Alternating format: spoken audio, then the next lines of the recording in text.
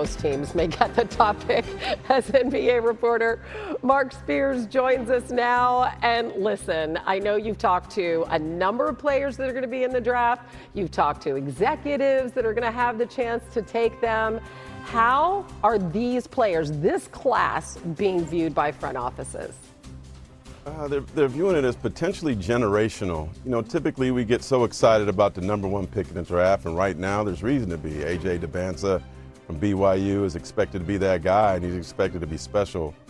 But it's special at 2, 3, 4, 5, maybe all the way through the lottery. It's expected to be special, and that's not something that's normal. So if you're a team right now, I mean, you want the number one pick, right? You want the number 2 or 3 pick.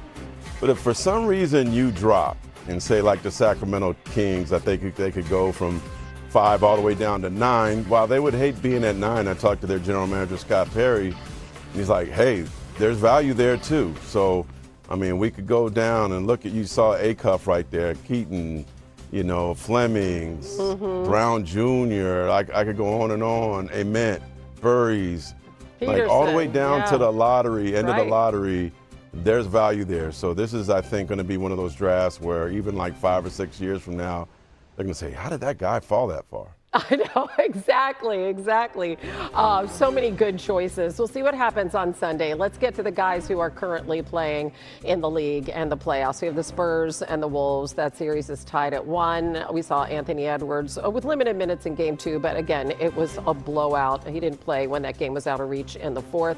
I know you've spoken to folks close to him. What have they told you about Ant-Man going into game 3? I see that chuckle. All right. No, I talked to Ant-Man's right-hand guy, Justin Holland. I'm like, man, I'm missing the Superman. I'm missing Popeye. I feel like he's without his cape. He's without his spinach. Justin said, hey, man, Ant-Man got his spinach back, so expect him to be more Popeye tonight. He said he's been in hyperbaric chambers. He's been in stay-readies. He's been doing a lot of pool work, 2-a-days, being very, very professional. I think this injury is such that if it wasn't the playoffs, he'd be out for a while, I'm told. But Justin expects him to be back to close to his special self tonight. We have not seen that since he got hurt. Another person close to Ant-Man said was a little bit more cautious and expected him to be at more 70%. But as he told me, he said 70% is still a 30-point player in this league. Of Ant-Man for sure. And you need every one of those points against the Spurs. All right.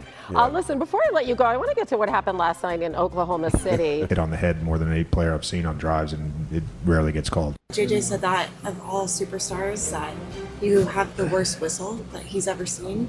Why do you think that is? I don't know. I love LeBron's answer there. Mark, just give us a sense of the gamesmanship that's going on here, what the Lakers are trying to accomplish, specifically, JJ Redick with those comments. Well, JJ's a vet, man. He's trying to set up the next whistle. It's going to be a different crew next game, so it ain't going to be that crew. In terms of Austin, but, the thing with LeBron, the referees, it also clouded. Probably the only positive thing in that game was that Austin Reeves had a great game, a breakthrough game. He made 10 shots. He got to the free throw line. He had 6 assists. The only thing he didn't do well was turn the ball over. He had 5 of their 19 turnovers. And that led to 26 points for the Thunder. The Lakers bench has been abominable. I don't even know if that's a correct word, but maybe I made it up. But Austin Reeves is a bright light for the struggling Lakers. Listen, SGA is the guy who gets whistled for a tech, and when he's not out for 11 minutes, they blow out the Lakers. So abominable is a word. Bench got to show up. It is. The abominable snowman. Remember? Touche. Yes. My public education is working. You're the best. Talk to you soon. Take care. Yeah, Molly, I was just hearing that Aaron Rodgers update on his status with the Steelers and thought this is what I've been doing with Joel Embiid now for several years, is will he or won't he be playing? And that is the situation we are in again for Game 3 tonight here in Philadelphia against the New York Knicks. Now, Embiid is questionable, as you see there on the screen. Missed Game 2 with both ankle and hip issues. He got banged up a little bit in that Game 7 win over the Boston Celtics. Did not play in that Game 2 loss where Philadelphia couldn't score down the stretch on Wednesday. He was around at shoot-around this morning, I was told, for Philadelphia. His status remains questionable for tonight's game.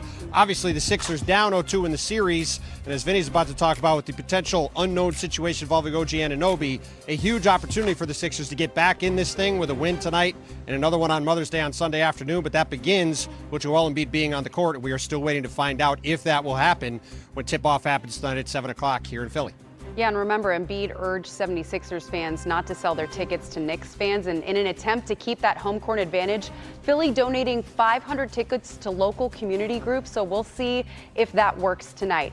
Now, Vinny, the Knicks up in this series, but they have some injury questions going into tonight as well, as OG Anunoby has been instrumental in that series lead, but he's questionable for tonight's game with a hamstring strain. Anunoby has averaged 22 points on 65% shooting over the Knicks' 5-game win streak. He's the first player to average at least 20 points and shoot at least 65% during a 5-game postseason win streak since big game James Worthy. So, Vinny, we have to ask you, what is the latest on OG Anunoby as we get ready for Game 3?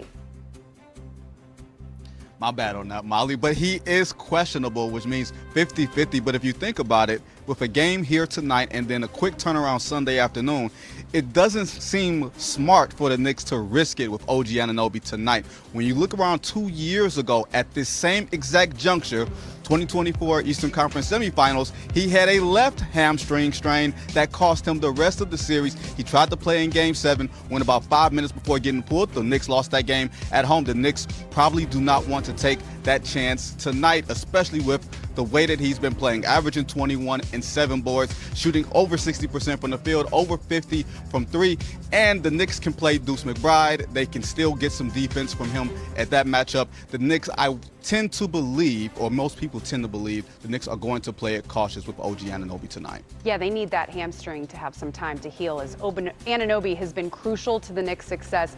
He's played in 75 games total this year. Meanwhile, Joel Embiid only played in 43 games total for the 76ers. Tim, Vinny, thank you so much for the insight. The Minnesota Timberwolves are back home looking to take a 2-1 series lead over the Spurs. The Wolves have won 6 of their last 7 playoff games at Target Center. All of those wins came by double digits. Only the Thunder have a better home playoff record in the Western Conference since last postseason. And for the very latest, we go to the guys who are covering the game, NBA reporters Michael C. Wright and Anthony Slater. Slater, let me start with you. Anthony Edwards played only 24 minutes in the Game 2 loss. What's his status going into tonight? Yeah, I wouldn't view those 24 minutes as his restriction. The other night he played 24 through 3 quarters and they were down 40. So, he sat with the rest of the starters. He was trending towards 30-ish, probably 30-plus minutes. Saw him after a shoot-around today. He looked pretty good. He was going through his normal routine. So I'd expect him to be able to get into the 30s, and that would probably mean a return to the starting lineup. I know the main topic around the Wolves over the last 48 hours has been working on the double teams with Edwards, because the Spurs sent a ton of double teams at him.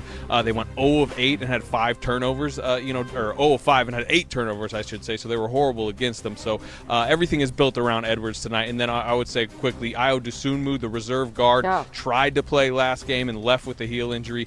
Calf injury, heel injury. He's questionable, a true questionable. I did see him at shoot-around, and then after the video that you saw of him at shoot-around, he did go through like a scrimmage with some of the low-minute guys. So he sounds like he's trying to play, but a true questionable. I mean, you need all hands on deck with those jump shooters against the Spurs. Like, that is the only way to beat these guys. They bounce back, obviously, in a huge way. Just destroyed the Wolves in Game 2.